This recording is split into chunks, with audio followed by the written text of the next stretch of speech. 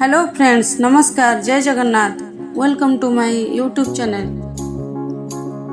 मत्स्य अवतार। पुराणों के अनुसार भगवान विष्णु ने सृष्टि को प्रलय से बचाने के लिए मत्स्यावतार लिया था। इसकी कथा इस प्रकार है। कृतयुग के आदि में राजा सत्यव्रत हुए। राजा सत्यव्रत एक दिन नदी में स्नान कर जलांजलि दे रहे थे। अचानक उनकी अंजलि में एक छोटी सी मछली आई।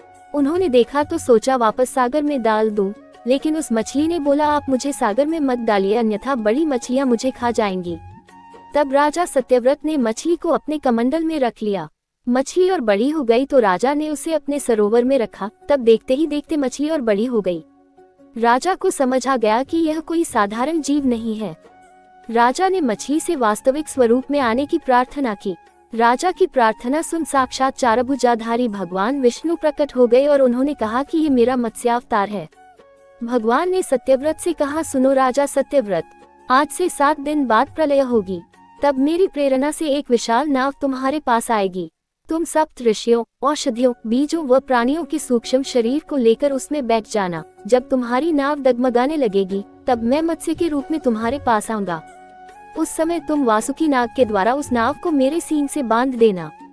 उस समय प्रश्न पूछने पर मैं तुम्हें उत्तर दूंगा, जिससे मेरी महिमा जो परब्रह्म नाम से विख्यात है तुम्हारे हृदय में प्रकट हो जाएगी।